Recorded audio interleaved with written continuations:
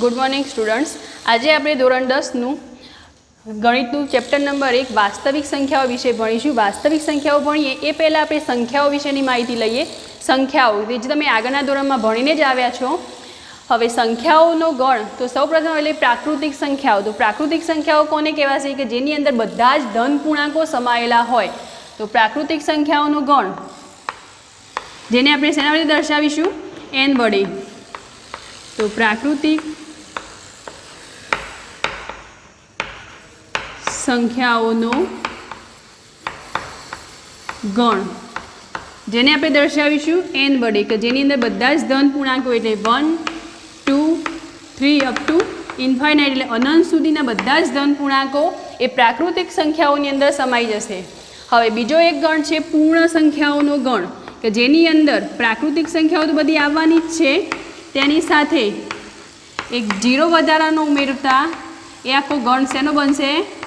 पूर्ण संख्याओनो गण। अहींया लईए n। n means natural number. Natural number परथी आपणे ए गणने n वडे दर्शावीशुं। ए ज रीते पूर्ण संख्याओनो गण के जेने कहेवाय होल नंबर। तो होल नंबर परथी w w बराबर खाली एक जीरो वधारानो तमे मूकशो अने बाकीनो पाछळ जे धन पूर्णांको लीधा ए ज आवशे। एटले आ शुं थई गयुं आपणो पूर्ण संख्याओनो गण। हवे ए ज रीते तमे पूर्णांक संख्याओ विषे पण भण्या हशो। पूर्णांक संख्याओनो गण जेने आपणे शेना वडे दर्शावीशुं? तो ए z अथवा तो i एटले इंटीजर i एना वडे दर्शावीशुं। तो एनी अंदर बधा ज ऋण पूर्णांको जीरो अने बधा ज धन पूर्णांको के जे क्यां सुधी हशे? इन्फाइनाइट सुधी, अनंत सुधीना हशे। तो तमे नंबर लाइन पर जोशो तो आ रीतनुं निरूपण थशे कि एक तो जीरो पहला तो फर्स्ट बधी ज धन पूर्णांक संख्याओं 1 2 अप टू इन्फाइनाइट। तो आ शुं थई गयुं? n। आटलो गण शेनो थई जशे? n प्राकृतिक संख्याओनो गण। हवे एनी अंदर तमे एक जीरो एड करशो तो जीरो साथेनी बधी ज धन पूर्णांक संख्याओं। तो ए शुं थई गयुं आपणुं? w पूर्ण संख्याओनो गण। हवे संख्या रेखा पर तमे -1 -2 अप टू इन्फाइनाइट सुधी माइनस इन्फाइनाइट। तो minus infinite two plus infinite. तो ए आखो केवो थई जशे? पूर्णांक संख्याओनो गण। हवे आपणे भणीशुं सम्य संख्याओं विषे। तो सम्य संख्याओं कोने कहेवाय? सम्य संख्याओं तो जे संख्याओने p बाय q स्वरूप में दर्शावी शकाय तेवी संख्याओने केवी कहेवाशे? सम्य संख्याओं। जे संख्याओने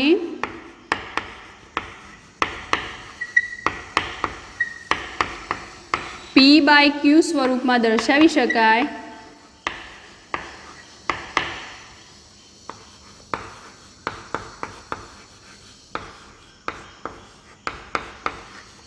तेने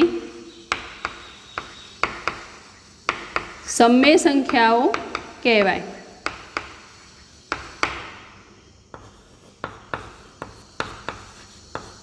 जेने रेशनल नंबर એટલે q is equals to p by q स्वरूप में दर्शाववामां आवशे। जेनी अंदर p बिलोंग्स टू z। तो p नी वेल्यू क्यांथी लेवामां आवशे? गण पूर्णांक संख्याओनो गण z नी अंदर એટલે कोई माइनस भी होई शके, जीरो पण होई शके अथवा तो कोई धन पूर्णांक पण होई शके। तेज रीते q ऑलवेज केवो हशे? पॉजिटिव एटले नंबर n प्राकृतिक संख्याओनो गण n 1 टू बधी ज धन पूर्णांक संख्याओमां लेवाशे। तो आ थई तमारी सम्य संख्याओं। हवे ए ज रीते आपणे लईशुं असम्य संख्याओं।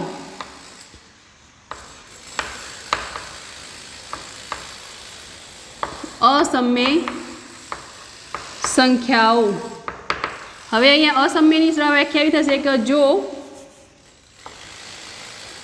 p अविभाज्य संख्या होय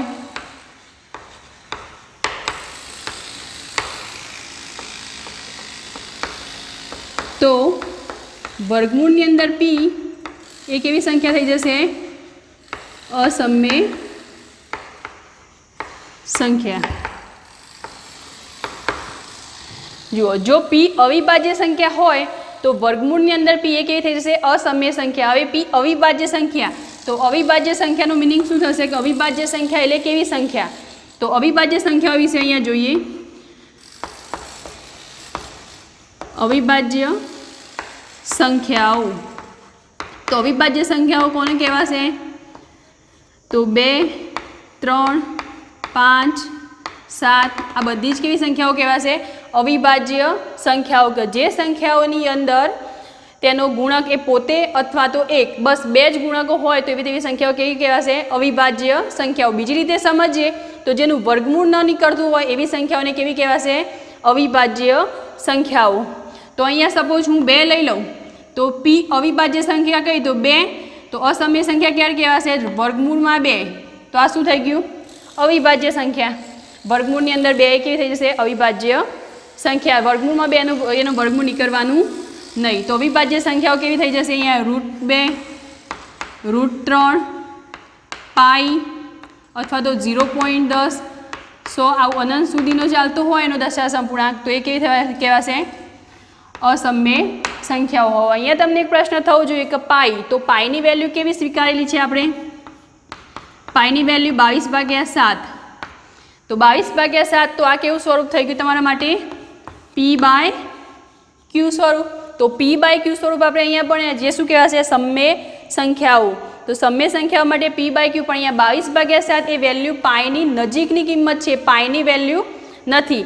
અહીંયા તમે 22/7 કરશો તો એનો 3.14 આ રીતે જેમ 0.100 એ રીતે અનંત રીતે આ દશાંશ અપૂર્ણાંક ચાલતો જ રહેવાનો છે. એટલે પાઈની 22/7 અથવા તો 3.14 એ વેલ્યુ આપણે સ્વીકારેલી વેલ્યુ છે કે જે પાઈની એક્ઝેક્ટ વેલ્યુ નથી.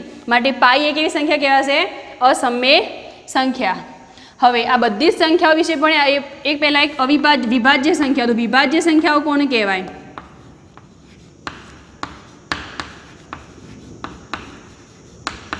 જેમ આગળ આપણે અવિભાજ્ય સંખ્યાઓ વિશે પણ એમાં શું કહ્યું કે જેનો અવયવ એક પોતે અથવા તો એક, બસ 2 જ અવયવ પડતા હોય તેવી સંખ્યા કેવી કહેવાશે? અવિભાજ્ય સંખ્યા. એમ વિભાજ્યના અંદર એનાથી ઉલટું કે જેના પોતે 2 અથવા તો 2 કરતાં વધારે અવયવો પડતા હોય એવી સંખ્યા કેવી કહેવાશે? વિભાજ્ય સંખ્યાઓ. જેમ કે 4, 6 આ રીતેની અનંત સુધીની બધી જ સંખ્યાઓ, આ બધી જ કેવી કહેવાશે? વિભાજ્ય સંખ્યાઓ. કે જેના અવયવો કેવા પડશે? સપોઝ હું અહીંયા 4 લઈ લઉં તો આ રીતે લખાશે 4. તો એના અવયવ કેવા કહેવાય? 2 અથવા તો 2 કરતાં વધારે. તો આ બધી જ સંખ્યાઓ કેવી કહેવાય? વિભાજ્ય સંખ્યાઓ. હવે આ બધી જ સંખ્યાઓ વિશે તમે આગલા ધોરણમાં ભણેલા જ છો. તો હવે આ બધી જ સંખ્યાઓનો સમૂહ જે આપણી સંખ્યા કઈ થશે? વાસ્તવિક સંખ્યાઓ. જે સંખ્યાઓ વિશે આપણે ભણવાનું જ છે. તો વાસ્તવિક સંખ્યાઓ કોને કહેવાશે? વાસ્તવિક સંખ્યાઓ. જો સમય અને અસમય એટલે બધી જ કે આખી રિયલ લાઈન આવી જશે, નંબર લાઈન. જે તમે નંબર લાઈનો સંખ્યા પર રેખા પર વિશે ભણેલા જ છો. તો સમય અને અસમય સંખ્યાઓના સમૂહને આપણે વાસ્તવિક સંખ્યા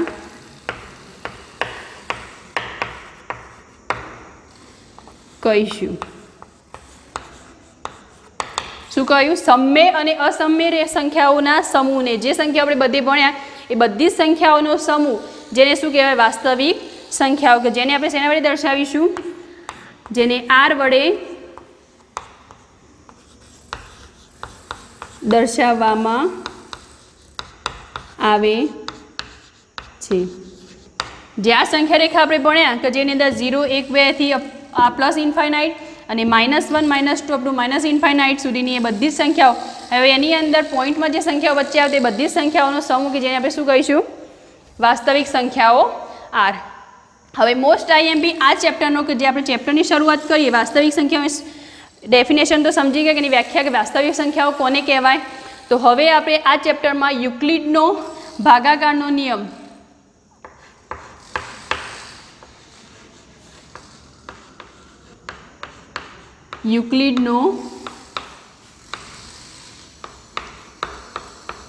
ભાગ પ્રવિધિ અથવા તો ભાગાકારનો ભાગ પ્રવિધિનો પૂર્વ પ્રમેય.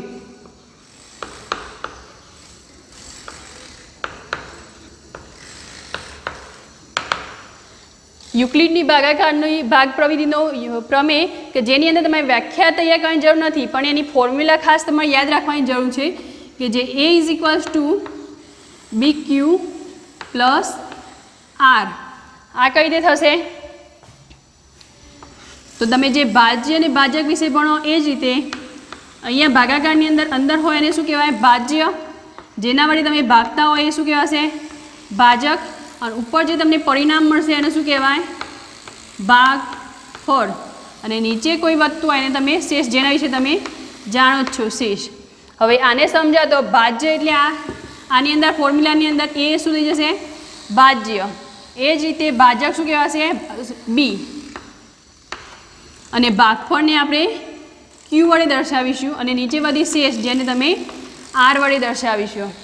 હવે જુઓ આરની વેલ્યુ ઓલવેઝ કેવી હશે? 0 less or equals to R less than B. એટલે આરની વેલ્યુ 0 અને 0 કરતાં મોટી રહેશે, જ્યારે બી કરતાં નાની.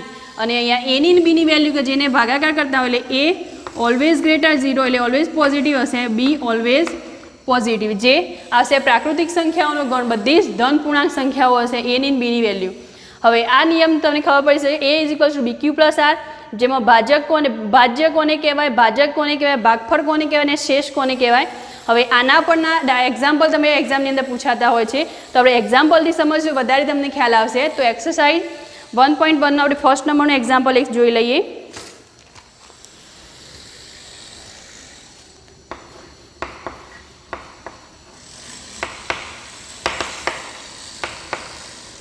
એનો ફર્સ્ટ નંબરનો એક્ઝામ્પલ છે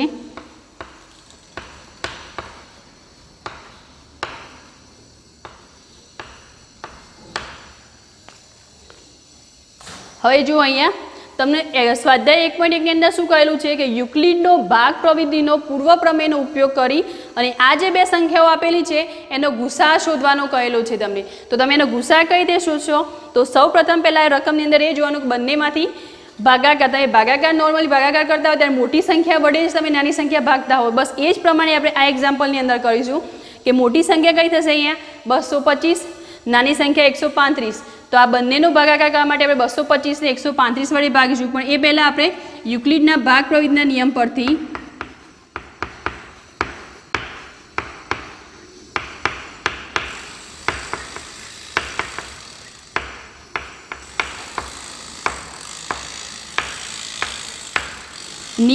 અથવા તો પ્રમેય પરથી એની ફોર્મ્યુલા શું હતી? A is equals to BQ plus R. હવે અહીંયા એ શું લઈશું આપણે? 225, બી 135. બી ને ક્યુ અને આર એ તો આપણે શોધવાના થશે, માટે 225 135. હવે આ શોધવાના થશે આપણે ક્યુ અને આર. તો એના માટે ભાગાકારનો નિયમ આપણે યુઝ કરીએ. અહીંયા લઈ લઉં 225 ભાગ્યા 135 less than b, a greater 0 and b greater 0. 225 બસ આ જ રીતે રફ વખતમાં સાઈડમાં કરવાનું જ છે કમ્પલસરી, જેના પરથી ખબર પડશે કે ક્યુ ની આર કઈ રીતે આવે એ જ રીત સહેલી પડશે તમારે. તો 135 ને 225 વડે તમે 2 વડે ભાગ ચલાવો તો 5 દુ 10, 0 વધી આવી 1, 3 દુ 6 ને 1 7, 2 કે 270. તો એ કેટલા થઈ ગયા? 225 કરતાં વધી જશે. તો કે 1 વડે ભાગ ચાલશે તો 135 135. અહીંયા શું હશે? 0. અહીંયાથી તમે વધી લઈ લો 12, 12માંથી 3 જશે તો કેટલા વધશે?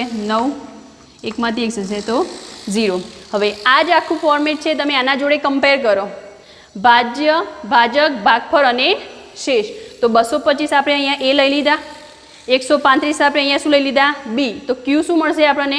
ઉપર જે વસ્તુ આપેલી છે તો 135 ગુણ્યા 1, શેષ શું મળી આપણને? 90. તો આ થઈ ગયું. હવે આ પ્રોસેસ ક્યાં સુધી ચલાવવાની? જ્યાં સુધી તમને 0 ન મળે ત્યાં સુધી આ પ્રોસેસ તમારે આગળ વધારવાની જ છે. તો અહીંયા જુઓ, જે શેષ મળી એને તમે ફરી ભાગો આને 135ને. તો 90થી તમે ભાગ ચલાવો તો આ કેટલા થઈ જશે? 180. તો 135 કરતાં વધી જવાના 180. તો આપણે એક વડે જ ભાગ ચલાવીશું. તો અહીંયા શું રહ્યું? 5. અહીંયાથી 0 13. તો કેટલા રહેશે? 45. હવે આ જે હતું ફોર્મેટ સેમ એ જ રીતે આગળ જે પ્રોસેસ કરી એ જ રીતે તમે 135 આપણા માટે શું થઈ ગયા? A. તો 135 બરાબર B શું છે આપણા માટે? 90. ભાગફળ શું મળ્યું આપણને? 1 જ મળ્યું. અને શેષ શું મળી? 45. હવે એ જ રીતે જ્યાં સુધી 0 ના આવે ત્યાં સુધી આ પ્રોસેસ આગળ કરવાની. તો ફરી આપણે 90 ને 45 વડે ભાગીશું. તો 45 દુ 90. તો અહીંયા મળી ગયા આપણને 0 0. તો આટલે આપણી પ્રોસેસ થઈ જશે સ્ટોપ. તો અહીંયા એ જ રીતે આ ફોર્મેટ સાથે તમે કમ્પેર કરો તો A ઇઝ ઇક્વલ ટુ શું થઈ ગયું? 90.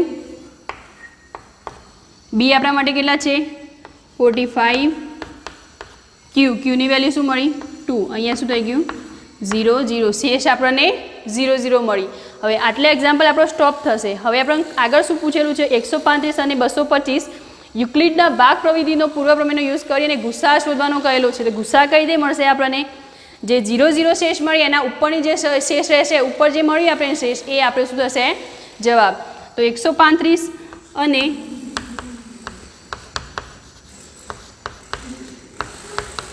225 જેનો ગુસા કેટલો મળશે આપણને? 45. જે આપણો જવાબ થશે. બસ આ જ રીતે બધા જ એક્ઝામ્પલ સેમ આ જ રીતે ગણા છે. શેષ જ્યાં સુધી 0 ન મળે ત્યાં સુધી આપણી પ્રોસેસ આગળ જ વધવાની છે. સિમિલરલી અને બધા જ ફોર્મેટ આ જ વસ્તુ આ ફોર્મેટ સાથે કમ્પેર કરવાની. એ જ રીતે આપણે એની બીની વેલ્યુ તો અંદર રકમની અંદર આપેલી જ હશે. Q અને Rની વેલ્યુ આપણે ફાઇન્ડ કરવાની થશે. બસ આવા એક્ઝામ્પલ 1.1ની અંદર બીજા આપેલા છે, તમારે જાતે હોમવર્કની અંદર કરવાના રહેશે. તો અહીંયા લખી દઉં છું હોમવર્કના એક્ઝામ્પલ.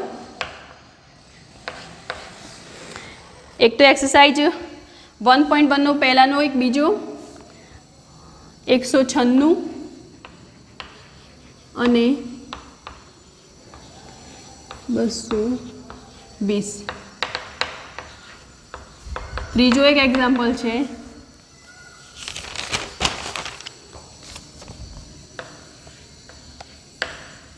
867 અને 255. બસ આ બે એક્ઝામ્પલ તમે હોમવર્કની અંદર કરી લેજો, જેના પરથી તમે જાતે આ ભાગ પ્રવૃત્તિનો યુઝ કરશો એટલે રિયલ ખ્યાલ આવશે કે ગુસા કઈ રીતે મળશે તમને. ઓકે, આટલા સુધી આપણો લેસન રાખીએ છીએ. નેક્સ્ટ લેક્ચરમાં બીજું.